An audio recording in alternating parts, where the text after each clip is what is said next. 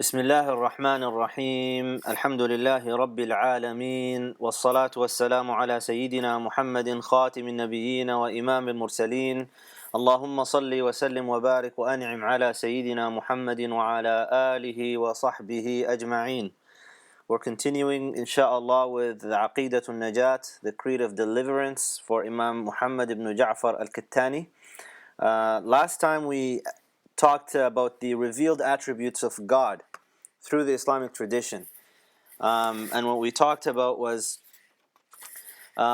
his hearing, his sight, his speech, and that and what's possible for God to do whatever He pleases and what He wants.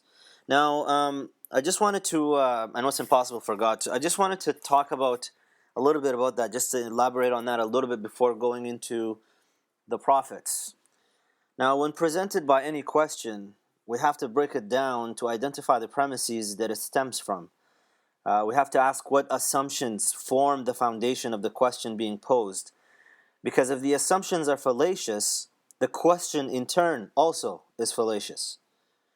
Now, unlike the new atheist movement that rejects questions simply on the basis of just because you connect words and make them into sentences forming a question doesn't mean you can do it, we Muslims actually have to break it down and show a rational reason for why a particular question doesn't have a sound foundation for it to be asked upon.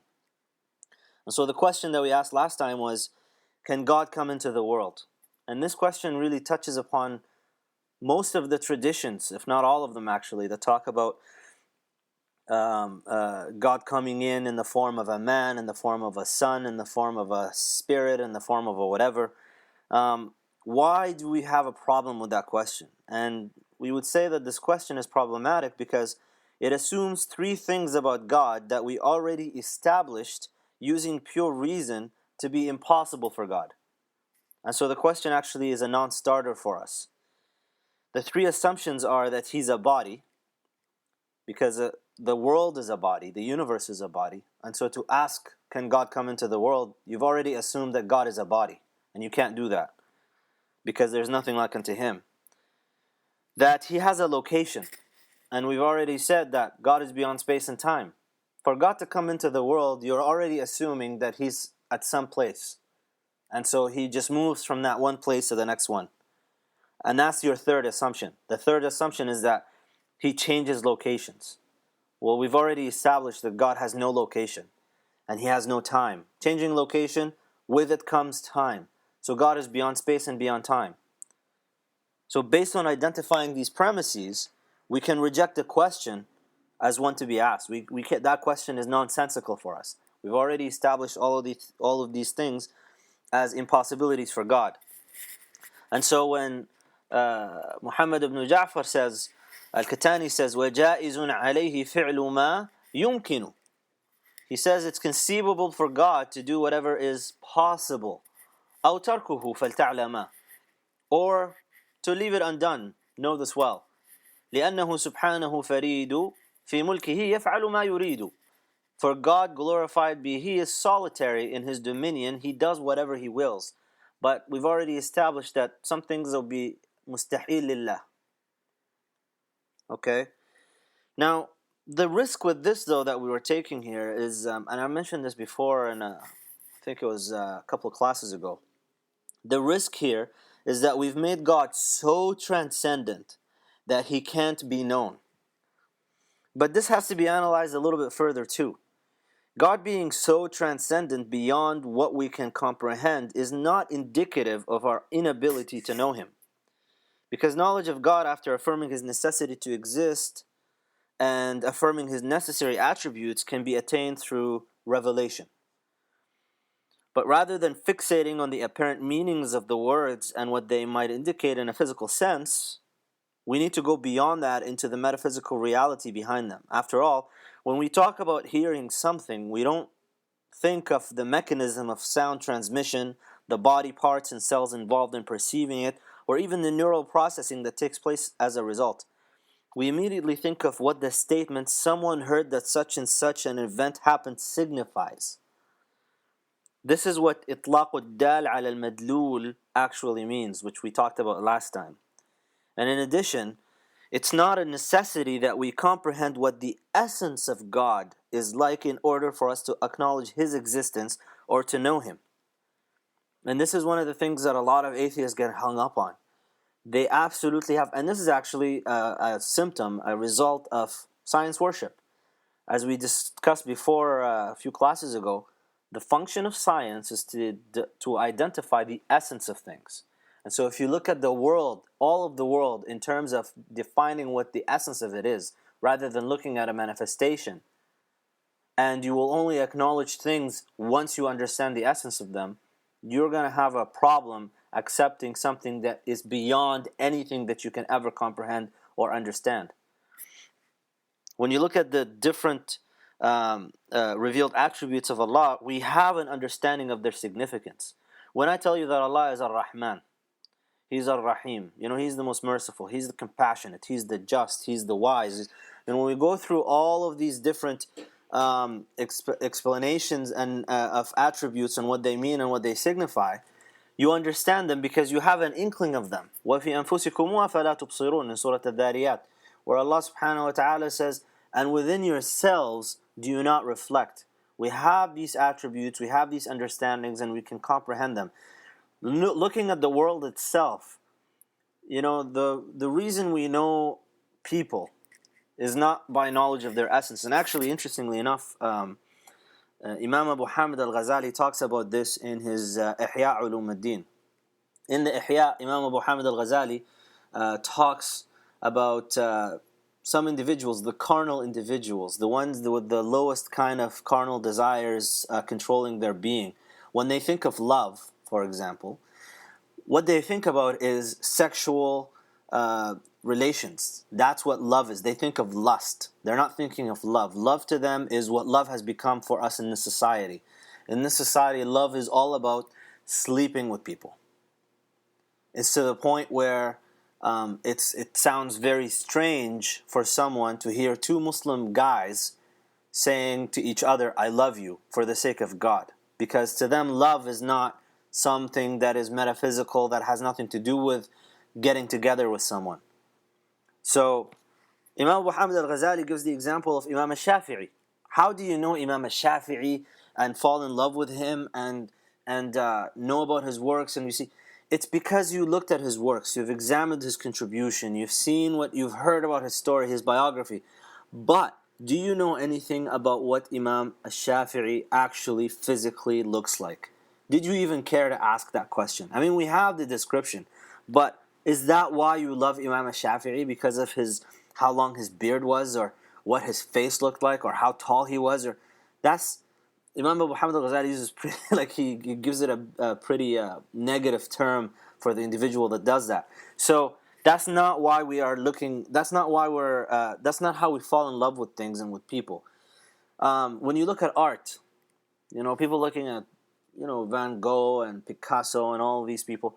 What makes you fall in love with their works? Is it the color combination of the green and the blue and the angles taken and all of that? Is that really what got you to fall in love with that picture that was painted, that painting? Or is it because of what it signifies and what it means and what it's about?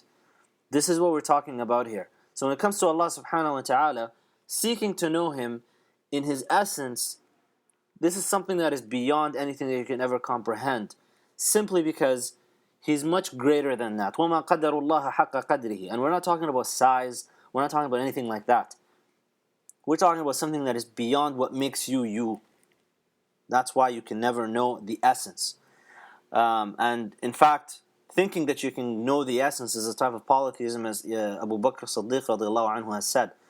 والخوض في كنه الإله عجزك عن إدراكه إدراك والخوض في كنه الإله إشراك. Your inability to comprehend Allah is your comprehension of Allah. And delving into the essence of Allah is a type of polytheism. So this is something that's really important that people just need to get. Asking questions about, and we've already discussed all of this previously. Maybe in more advanced classes in the future we can discuss it in more detail, but whatever that can come to your mind that has anything to do with a body, of shape or whatever, you can cancel that out. And even when you look at verses that talk about hand and face and all of these things, we already know that these verses, just the Arabic of it, the Arabic rhetoric, the use of language, from the time of the companions, may Allah be pleased with them, it was known that these things are used as figure of speech in a lot of cases. And it's not to negate the attributes of Allah subhanahu wa ta'ala, but it is to negate anthropomorphism. That's what we're really concerned with.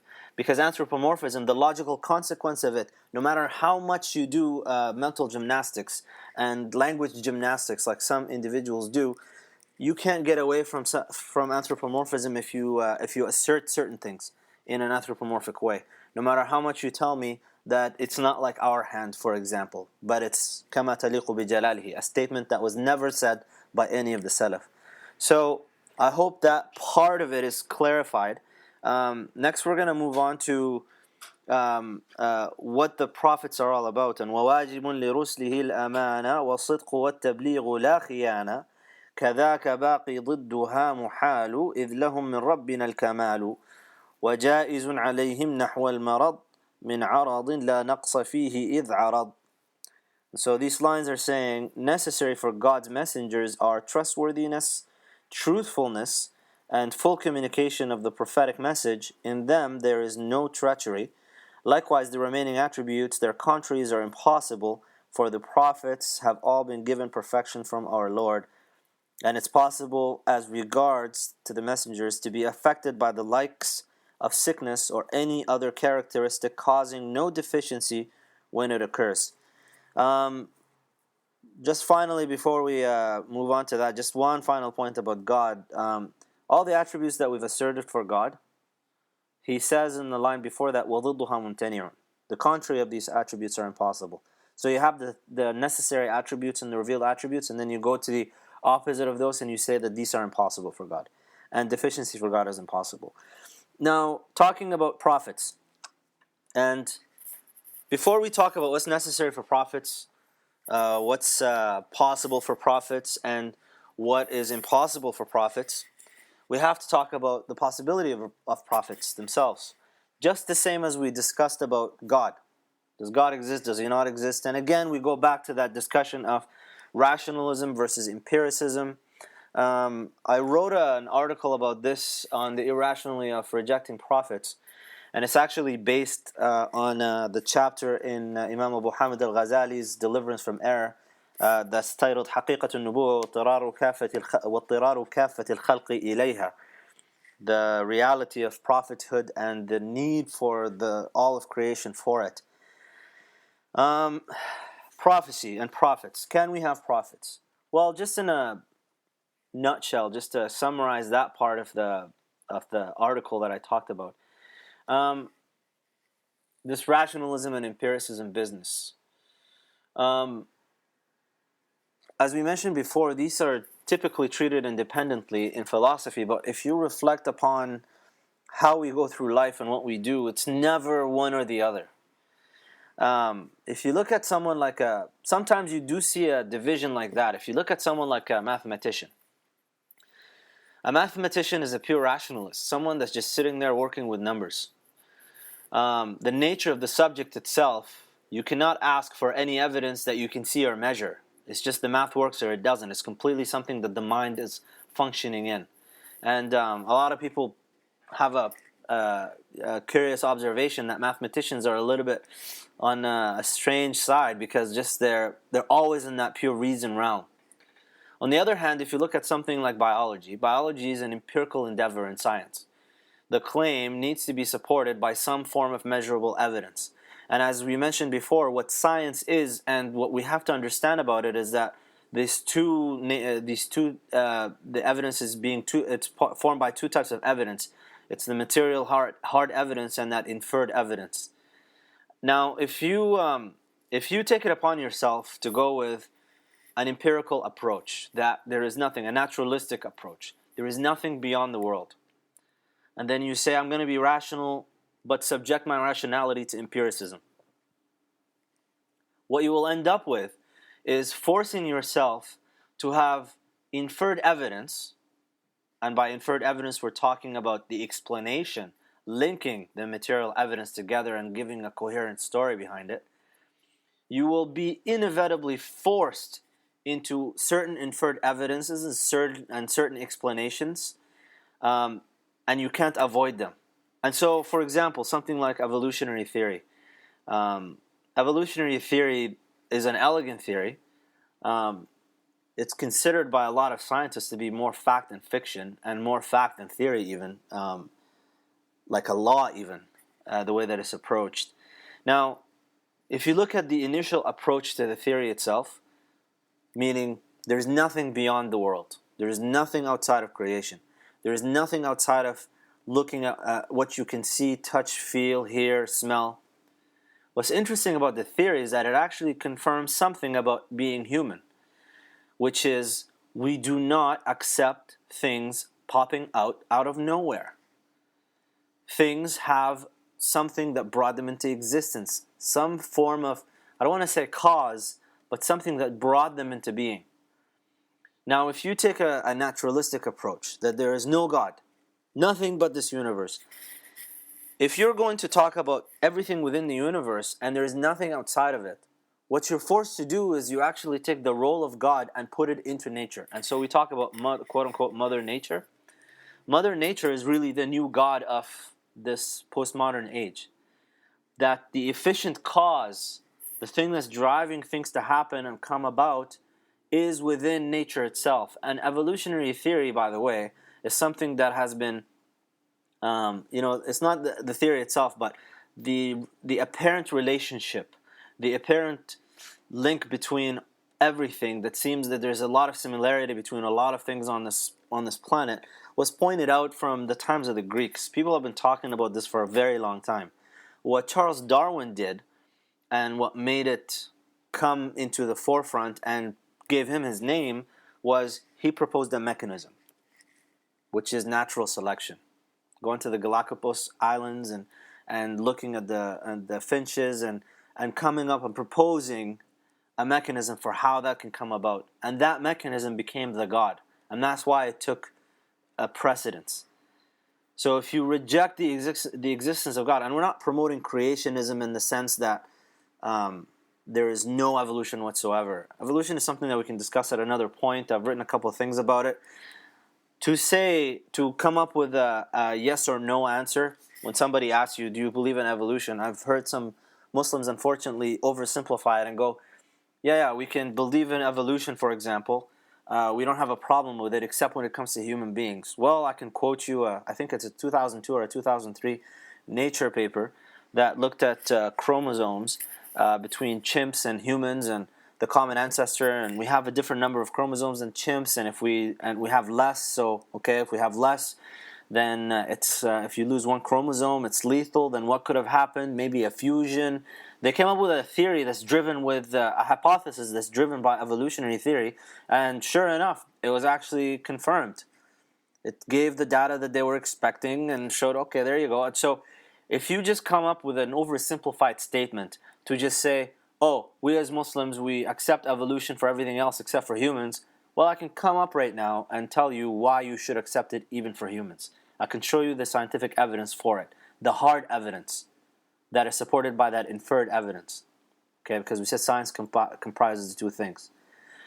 However, when you accept a different approach, that rationalist approach, that there is something beyond empiricism, and you look at evolutionary theory with a little bit of a different kind of perspective, different glasses, you will find yourself having doubts and questions that are more philosophical in nature, but that doesn't make them irrelevant. Again, it's an issue of epistemological approach. The reason a lot of these scientists find it very odd that, I think the last statistic that I read was 90% of Muslims reject evolution, is because they've already established an approach to everything. Their approach is that hard materialist empirical type of approach, that there is nothing else beyond the world. Well, if you have that, you're automatically going to be forced into an evolutionary theory. You cannot reject it.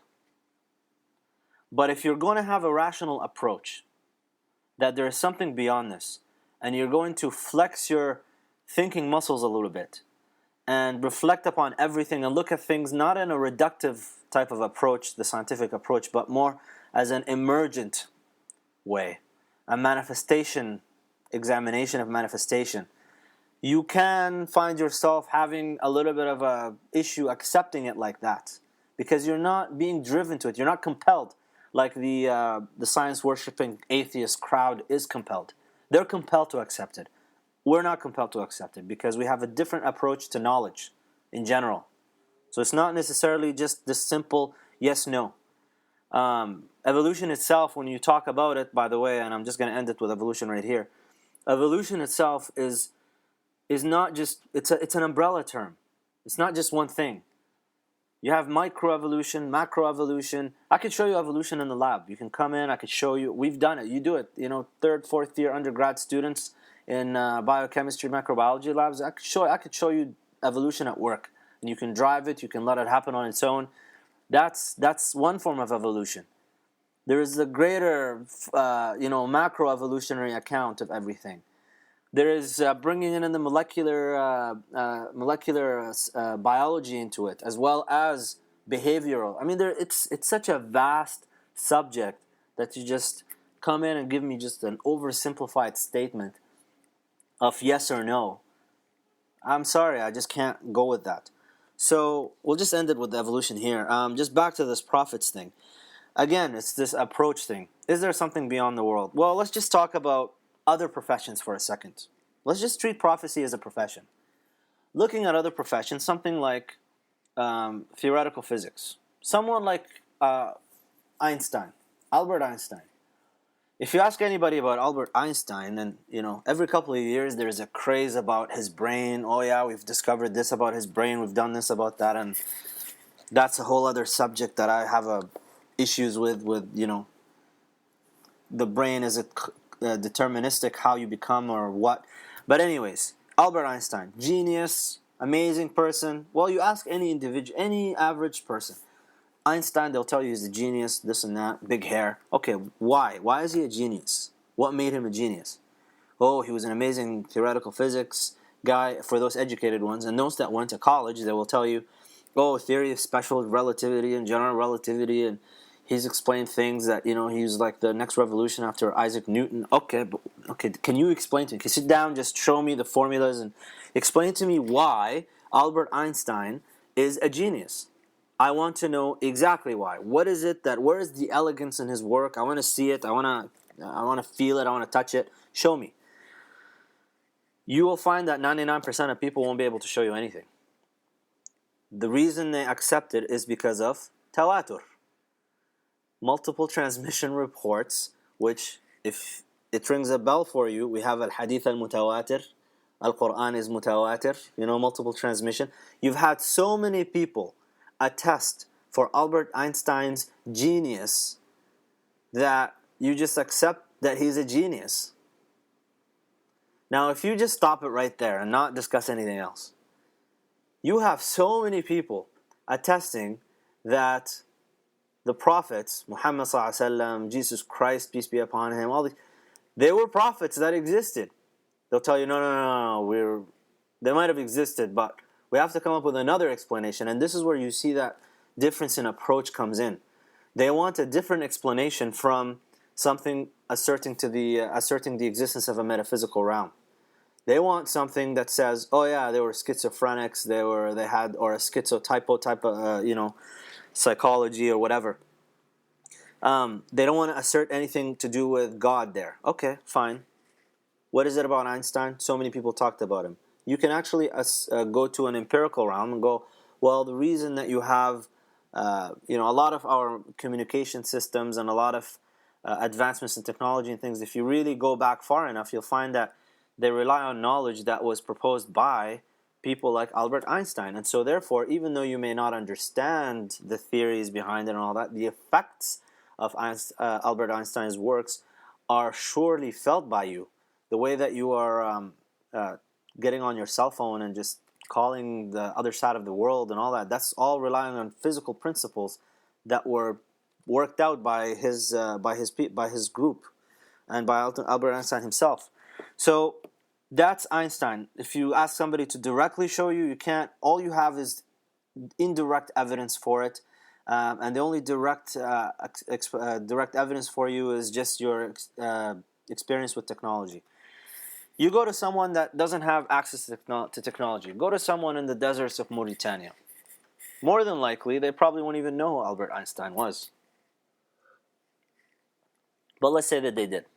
Let's say that they know who Albert Einstein was. How is a Bedouin in the tent is going to accept that Albert Einstein was a genius? It's not by technology. He doesn't have any feeling. He doesn't have any direct experience with it, but he accepts it based on multiple transmissions. The same way that we accept, I've never been to Iceland, but I know that it exists. Enough people have said that it's there. But I do have the ability to go and experience Iceland. I can get on a plane and fly over there. So, okay, we have some way of experiencing it. Let's go to something a little bit more common. Doctors. A medical doctor is someone who happened to be among the lucky few that managed to get accepted into medical school after having been accepted initially to a pre-med program. They're highly intelligent people, the highest grades, critical thinkers, and their applications set them apart.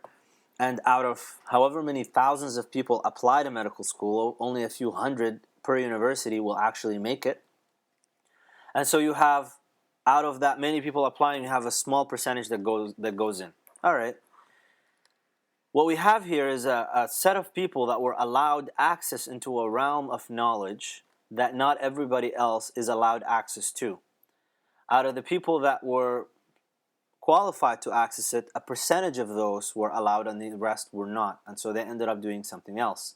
Just like Albert Einstein had access to a realm of knowledge that allowed him to derive his theories of special relativity and general relativity, and just like we have doctors right now getting access to knowledge that allows them to be able to work with the human body and diagnose different diseases or do surgeries and do all these things, not everybody gets access to them. Now, why do you accept their statements when they make assertive statements about the reality of the world and nature and the body and all of that stuff? What is it that makes you accept them, even though you have not directly tested them? You don't go to your medical doctor and give him an exam before having him diagnose you. You don't go to a theoretical physicist and ask him to sit down and show you a proof for a particular theory, even though you're not a physicist. And even if they did and sat down and went through it, you wouldn't even know what they're doing. You wouldn't even understand the symbols. What makes you accept their statements? They have their degrees behind them. You know, Harvard, MIT, Stanford, Yale, whatever it is, Cambridge, Oxford. They have their degrees behind them on the wall. Every doctor's office you go to is filled with whatever credentials that they have, the licensing board credentials and all that stuff. And you have ways to assert that, okay, this person knows what they're doing. And so you go on and you take their advice. Now, when it comes to your family doctor, for example, and your family doctor can tell you to do certain things and not do certain things. Your family doctor tells you to eat certain things and not to eat certain things. What is it about his advice, if you follow his advice, that you trust so much? Why do you listen to your doctor when they tell you, if you're sick, to take a certain type of medication, and you listen to them and take it? What is it about them? Well, you trust that this person knows what they're doing. You trust that they, and I'm not going to be, you can be facetious and go like, oh, all the medical lawsuits and the medical malpractice and all that. I'm talking about just a good experience. You have a doctor that knows what they're talking about, and they give you a medicine, you were sick, you took it, you got better. Without knowing the mechanism for it getting better, without even knowing how to spell the name of the drug or the chemical name for it, or how many atoms it's formed out of, or anything. You just take it and you go. If you're educated enough, the doctor can try to explain some things to you, but all the background that the doctor has used in order for him to arrive at the conclusions that he has to give you that medication, he doesn't go through it with you. He's not going to go through a 4-year medical education plus however many years of residency and fellowship to explain to you why he thinks you have what you have and why you should take the medicine. Yet you accept it wholeheartedly and you don't question it. All of these people were granted, and if we go with just an Islamic explanation of this, all of these people, everybody in this world is granted access to a realm of knowledge that not everybody is granted access to. And everybody needs everybody in order for us to make society function. We need engineers, we need doctors, we need accountants, we need all these types of people to do their works and to fulfill their functional roles based on their access to a particular realm of knowledge in order for society to prosper. So the question comes, and this is what Imam Abu Hamid al-Ghazali says, what is it about prophets that you don't want to accept, even though with all of the different professions you fully accept it, but when it comes to prophets, you don't want to accept that they were people that were granted access to a particular realm of knowledge that you were not granted access to.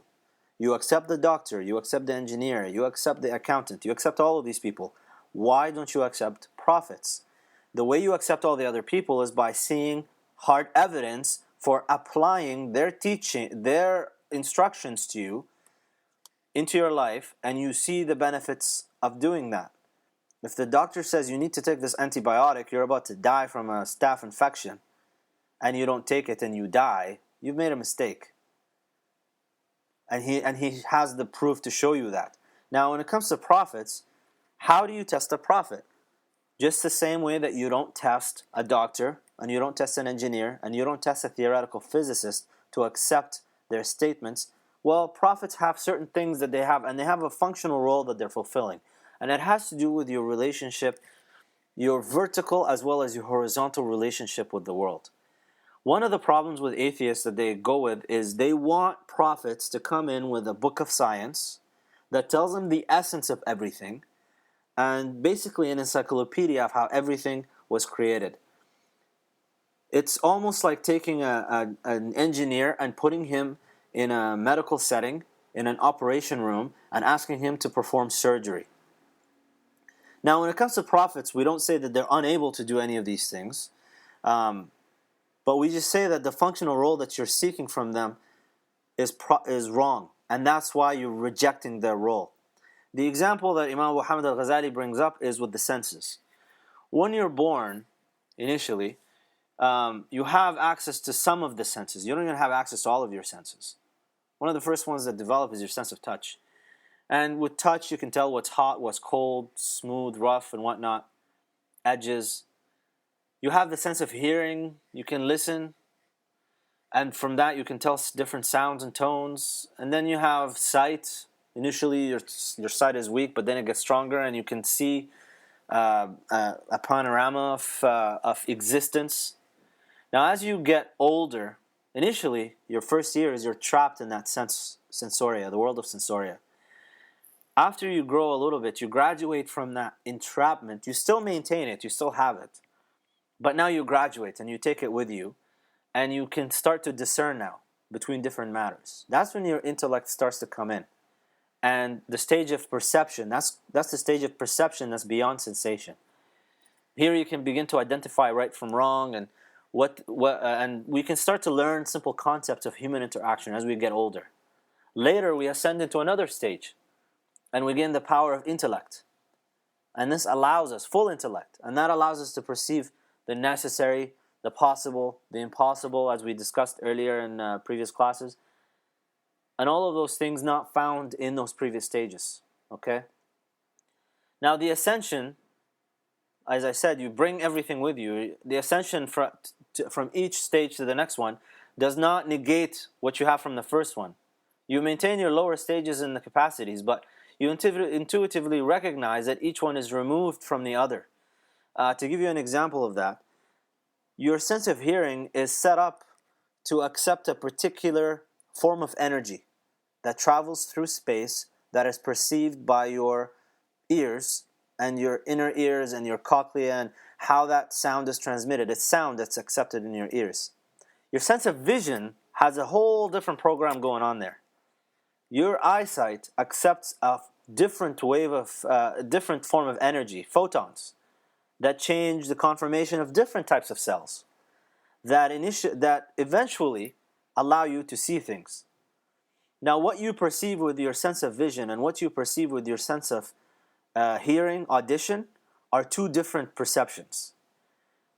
For a blind person, that comes in and you tell them, listen, this thing is blue and this thing is red, and they're blind, they can accept your word for it and they can accept the existence of those colors. But if they're blind and they come in and they say, actually, there is no such thing as color because I don't see color. Right there you see a problem with that. You can call them irrational. Maybe you're blind and you don't see it, but it's there. It doesn't have to be that you need to see it. You happen to be blocked off from it. Now, what we have with this, the current kind of confusion of this age is that people want to see with their ears. People want to experience the color red using their hearing. That's called irrationality. Now, in the stage of intellect,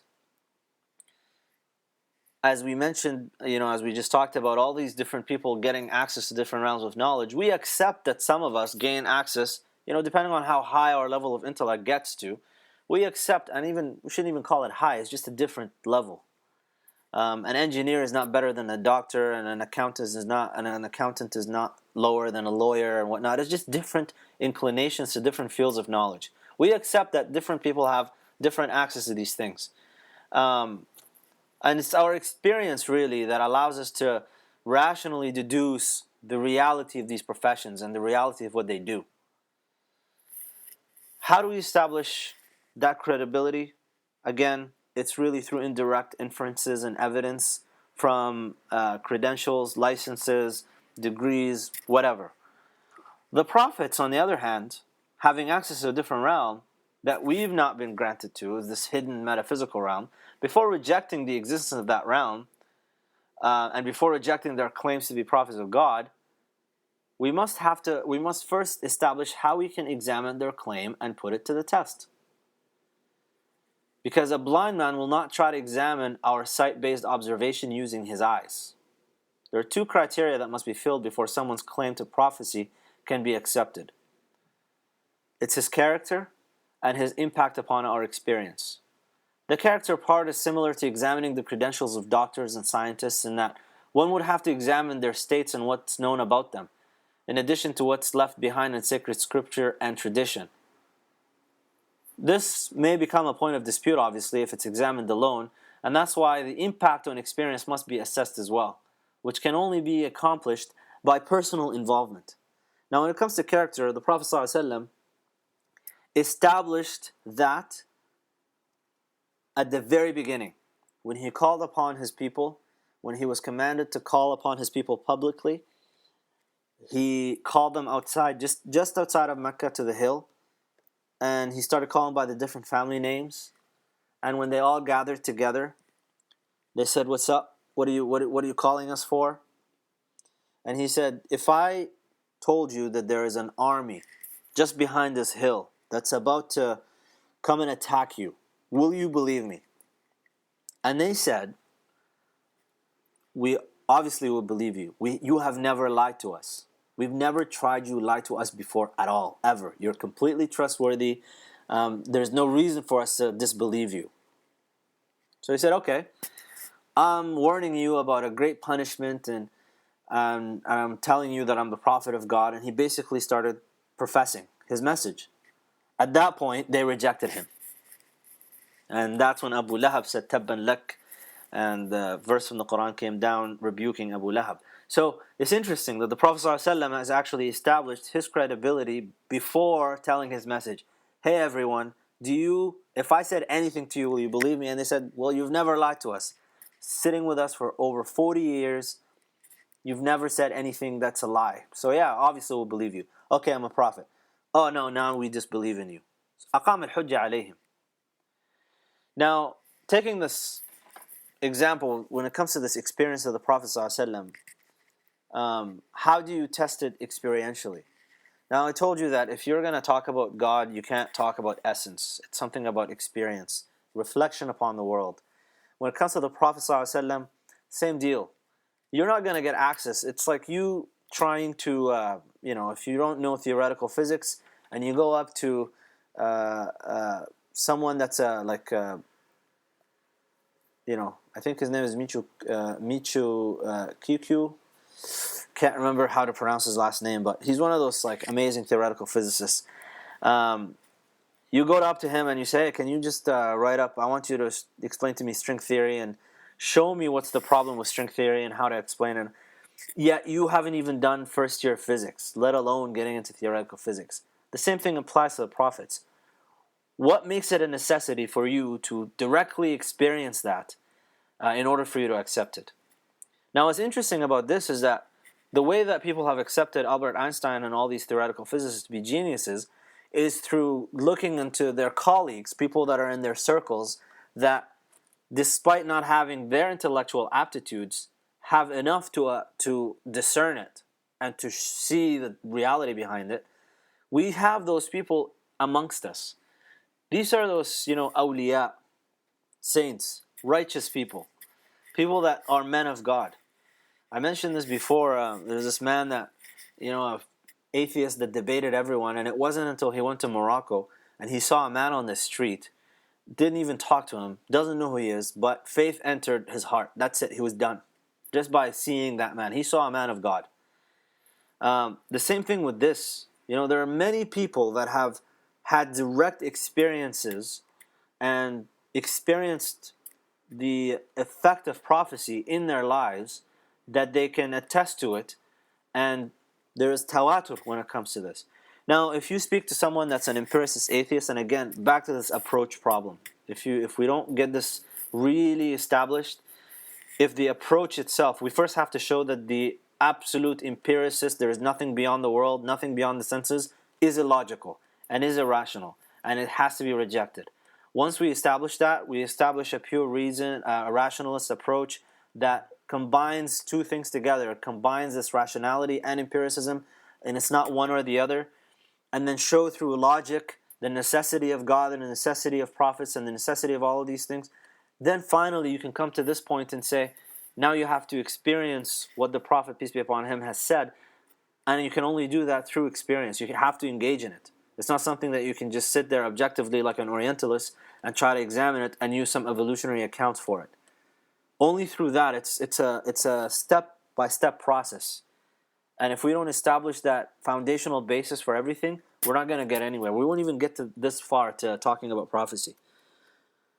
So that's what Imam al-Ghazali is talking about. It's just a matter of when the Prophet ﷺ gives you a statement, gives you a commandment, and I'm not talking about pray and fast and all these things, but things to, like a program for living your life. Just like a program that a doctor gives you in order for you to live a healthy existence, take the same thing and apply it when it comes to the Prophet Muhammad ﷺ, and you come afterwards and let me know how that worked out for you. How it worked out for you to take care of your neighbor, to take care of all that stuff. But again, you can take these programs from different religions and find yourself having that fulfillment, experiential fulfillment. And that's why right now Buddhism is actually the fastest growing religion for Western intellectuals, because it's a religion without religion. It's a religion, it's a philosophy, it's an atheistic philosophy. It allows you to have that kind of live nice and take care of this and that without having to accept a greater realm and having to have accountability. But when it comes to Islam, we combine these things together. You cannot have an irrational rejection of God and then assume that you can have an existence with just an atheistic existence through Buddhism and assume that that's going to be fine. Your intellect is going to have a constant struggle in spite of having your experiential existence fulfilled. Again, the reason we were created and put on this earth was to know God, not to know our own, not to live our experience and just have a jolly good time. So this is really coming to the necessary, when we said that the character of the prophets, this is actually the first thing that the author here talks about. وَوَاجِبٌ لِرُسْلِهِ الْأَمَانَةِ. That it's necessary for his messengers to be trustworthy. Why do they have to be trustworthy? Well, if the Prophet Muhammad ﷺ was recorded to have ever said a lie, ever, at all, that undermines everything. If he was untrustworthy in any way whatsoever, before he was a prophet, or even afterwards, you can no longer trust anything he says. You know that statement that says trust is easy to get, but once it's lost, it's hard to recover? Very easy to trust people when they're being trustworthy. The Prophet ﷺ was known by unanimous consensus in Mecca to be a trustworthy individual. He's never lied. And it's to the point where even after he started professing his message and calling people to Islam, his enemies still used him to keep their trust with him and to keep their money with him, because they knew that he was trustworthy. It's interesting that they still practiced they still used his trustworthiness for their own benefit, yet when it comes to this, they didn't want to accept it. وَالصِّدْقُ وَالتَّبْلِيغُ لَا خِيَانَةٍ. Truthfulness and full communication of the prophetic message. They have to tell us everything that they've said, that they were sent to say. They have to deliver the whole, for the Prophet Muhammad ﷺ, he needs to tell us everything. He needs to have delivered all of the Quran without keeping anything away from us, because keeping anything is a form of untrustworthiness. It's an amana that he was given and he delivered it. Okay? And to not have any no treachery. The Prophet ﷺ, there's a story, I can't recall the name of the person, but Uthman bin Affan radiallahu anhu, when Mecca was opened up, there was an individual that tried to kill the Prophet ﷺ that was really treacherous, but he was from the family, I think, of Uthman bin Affan radiallahu anhu. And Uthman bin Affan, when Mecca was opened, tried to intercede for this guy. And he came in and the Prophet ﷺ wouldn't, at first, wouldn't acknowledge, because this person was a great enemy and untrustworthy. Yet Uthman bin Affan tried to intercede on his behalf. The Prophet ﷺ initially wouldn't acknowledge, second time, third time, finally he acknowledged Uthman bin Affan and accepted his intercession and granted safety to this individual. After he left, the Prophet ﷺ said to the companions, why didn't any of you go up and just arrest this man and take care of him? And they said, oh, Messenger of God, had you just given us a sign, just to give us a look or a wink or something. And he said, مَا كَانَ لِرَسُولِ اللَّهِ أَن تَكُونَ لَهُ خَائِنَةُ الْأَعْيُنِ. It's not befitting on a messenger to have that type of treacherous, give a wink and just take someone without, just in that type of way, in that treacherous way. So even in that situation, the Prophet ﷺ wouldn't do that. And this is of the necessities of prophethood. If you have an individual that has told a lie at any point, that was known to be treacherous, even when they're in power, that was known to have untrustworthiness, it undermines their whole message. And this is really why, when someone says, well, why don't you accept that there is another messenger that could come after him? The Prophet ﷺ said he was the final and seal of all prophets and all messengers. It automatically makes everyone else that comes after him a liar. Ghulam Ahmad, for the Ahmadis, you have the Baha'is, you have multiple people. It's not just Musaylam al-Kadhab, and there's multiple people that claimed prophecy after the Prophet ﷺ. And every single one of them was either a sorcerer of some kind, someone who was known to lie. Their message that they came up with was inconsistent. I mean, there's a lot of things that allow us. No, it's not just simply, oh, the Prophet ﷺ said so. It's, if you accept another prophet, you've already undermined all of Islam's message, because the Prophet ﷺ said he is the final seal messenger. The Quran says that. Now you have a problem if you accept there is another one, because all of Islam will become a question now. The second thing is, all of these people were known to not be to have lied at some point, to be untrustworthy. So right there, their whole message is compromised. كَذَاكَ بَاقِي ضِدُّهَا مُحَالُ. Now, going against these now, the contrary to these, the remaining attributes, their contraries are impossible. For the prophets have all been given perfection from God. إِذْ لَهُمْ مِنْ رَبِّنَا الْكَمَالُ. That the Prophet ﷺ and all the prophets, they were infallible prophets. This is another issue that we take with the Bible, and we take with Christianity. This idea that Lut alayhi salam, would get drunk and sleep with his own daughters, that Nuh alayhi salam would get drunk and be naked in front of his son and not know what he's saying and what he's doing. I mean, just putting prophets in general in that state, the way that you might hear some Christians explain that is, oh, it just shows the human condition, we can relate. No. It's not about the human condition. You can see that with other people. When we're talking about prophets, we're talking about a message coming from God. If you don't know if the guy's drunk or high or whatever, you got a problem. How do you trust anything that he says? This is one of the arguments that atheists have against Christianity. That's why the ex-Christian, like a lot of atheists were ex-Christians.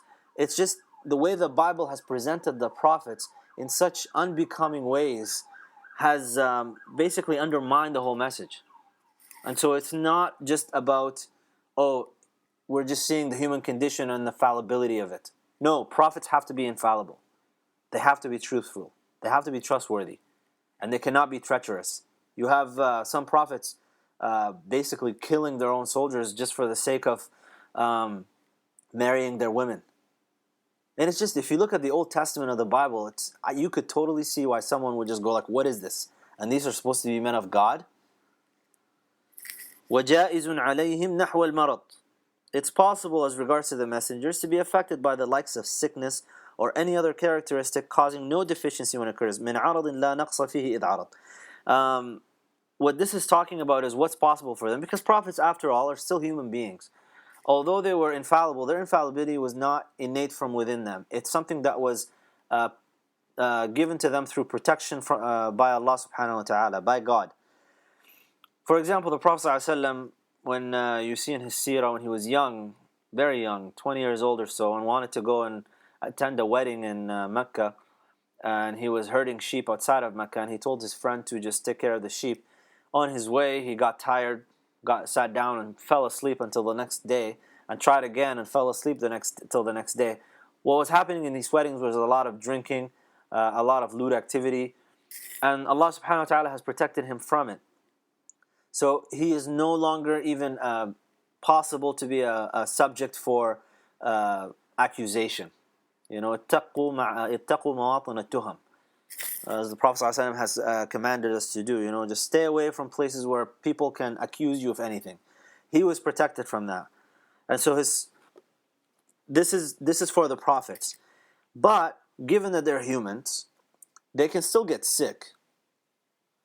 But the sickness that they have cannot be something that is repulsive. So to say, for example, like Ayyub alayhi salam was very ill. But the way that he's presented in Prophet Job, the way he's presented in the Christian tradition, was a leper. And leprosy is something that is repulsive. You don't even want to be around that person. That is impossible for us when it comes to the prophets. Prophets can get sick, just part of their human nature. But they cannot be so ill that they repulse people. And that can be in the memory of people afterwards. So this is just something that, and that's just because prophets need to be people that people are around. You still want to see their humanity, but you don't want to be repulsed from them as well. And so this is just a simple breakdown of prophets. There's a lot more that you can get into, but it's just details about this subject. It's not really something to delve into very deeply, because we've established in the previous, this is the 9th class now, we're doing this. At the very beginning, we established the rules of engagement. We established our approach to epistemology. We've established a lot of things that basically, based on that foundation, you can arrive at particular conclusions from it. And so if you have questions and objections to certain assertions about, prophets, and you need this and you need, all you need to do is just go back to the very beginning of this series of lessons to see why we arrived at this conclusion, and why you might have a problem arriving at that conclusion, as an atheist, for example. But for religious believers, alhamdulillah, we don't have a problem accepting all these things, because we accept that there's something beyond all of this. It doesn't have to just be this. And then he finishes the matan. He says, وَكُلُّ ذَا مُسْتَجْمِعٌ فِي كَلِمَةٍ جَعَلَهَا الرَّبُّ لِكُلٍّ خَاتِمَةٍ. All of this teaching is brought together in a single phrase. That single phrase is al-kalima. When we say al-kalima, we're talking about La ilaha illallah Muhammadur Rasulullah. All of this matan, the previous 15 lines that we just went through, 9 classes now, all of that is combined in لا إله إلا الله محمد رسول الله. The Prophet ﷺ said, جددوا إيمانكم بقول لا إله إلا الله. There are people that when you go around, wallahi, his aqidah class will be just sit down and say La ilaha illallah. It touches your heart. A true believer, if you see them saying La ilaha illallah Muhammadur Rasulullah, that's all that's needed. And I mentioned this at the very beginning. Aqidah, this is it. In spite of all the philosophical stuff that we got into and the logic and rationality and this and that, at the very end of the day, it's La ilaha illallah. It needs to be something that you can only articulate by saying al-kalima. جعلها الرب لكل خاتمة. May the Lord make it, this is a dua from the author, that he's asking Allah subhanahu wa ta'ala to make it the final word that we say in our lives.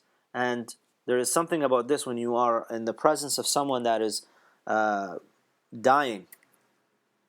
You're supposed to just sit there and say nothing but La ilaha. Don't even say قُل لا إله إلا الله, because people that are dying are now at the verge. They're going from one round to the next round, and they're seeing things that you and I are not seeing. So if you say قُل لا إله إلا الله and they might say no, that could be a problem, and they could be responding to something else. Al-Imam Ahmad ibn Hanbal rahimahullah, when he was passing away, he was sitting on his deathbed. He was lying on his deathbed, and people were saying, Imam, قُل لا إله إلا الله, and he would say no. قُل لا إله إلا الله, and he'd say no. Then he'd pass out, wake up, and people were troubled. This is Imam Ahmad, Imam Ahl Sunnah wal Jama'ah, and he's saying no, I won't say La ilaha illallah. He woke up and he said, when they asked him about this, he said, oh, Iblis came to me because this is his final shot now. You know, all the shayateen will try, but Iblis, this is Imam Ahmad, you got to get the big guy. Iblis comes down and he actually tells him, say a word that will save you. Just say that Jesus is the Son of God. Accept that. Just accept Jesus as the Son of God. Al-Masih, Ibnullah.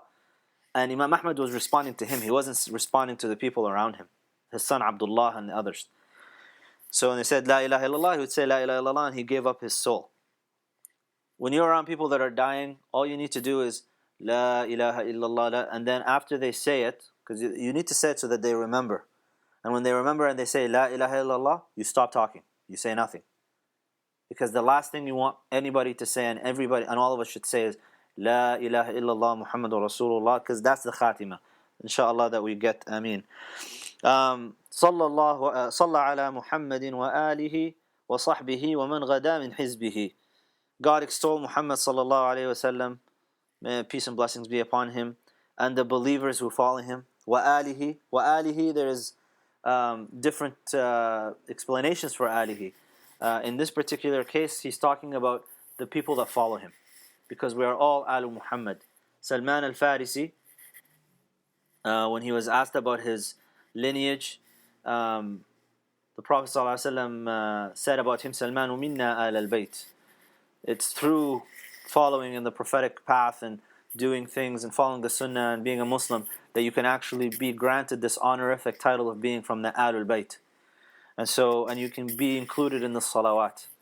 So this is what we're talking about here. The other one is alihi, is the more specific for sharia rulings, because the Ahlul Bayt, people from the lineage of the Prophet, the biological lineage of the Prophet ﷺ, they're not allowed to receive zakat. But sallallahu ala Muhammadin wa alihi wa sahbihi wa man ghada min hizbihi, his companions and whoever comes to be from his party. سميتها عقيدة النجاء لكونها تنجي من البلاء. I named this poem the Creed of Deliverance because it delivers us from every distress. وضعتها لجملة الأطفال وقاصر النساء والرجال. I wrote it down for children in general and for women and men with limited time. And this is the basic creed that basically Muslims would be studying at the very beginning. And if you study this stuff and just go through it, you'll find yourself going through a lot of confusions and debates and things and not even being fazed by any of it. It's when Muslims understand all of these things that unfortunately have been complicated, overcomplicated, and the focus has been taken away. All Muslims are interested in talking about now, unfortunately, is whether it's permissible to say Merry Christmas to your neighbor, and whether your beard has to be this long or that long, or whether a girl can pluck her eyebrows or not, I mean, this is the madness that we've gotten into. This is all that Muslims talk about. And when it comes to these issues that affect young Muslims of today, the intellectual invasion that they're getting from universities and Western education is not being faced head on properly. And so they're all entering university feeling like they're Muslims and coming out not sure what they're doing and where their head is from their feet. And we're living at a time right now where the Prophet ﷺ warned us about when he said that يصبح المرء مؤمنا ويمسي كافرا ويصبح كافرا ويمسي مؤمنا. You know, you don't know. You could wake up in the morning being a believer and go to sleep a disbeliever, and wake up a disbeliever and sleep a believer, and you're just an age of confusion. So may Allah grant us safety from all of that. نعوذ بالله من الكفر. And with that we will conclude, inshaAllah. May Allah bless us with this and benefit us from the works of this author, Imam Muhammad ibn Ja'far al-Khattani, and grant us paradise and company with the Prophet ﷺ and his companions and with all the righteous servants. With that, سبحانك اللهم وبحمدك أشهد أن لا إله إلا أنت أستغفرك وأتوب إليك. وصلى الله وسلم وبارك على سيدنا محمد وعلى آله وصحبه أجمعين. والسلام عليكم ورحمة الله وبركاته.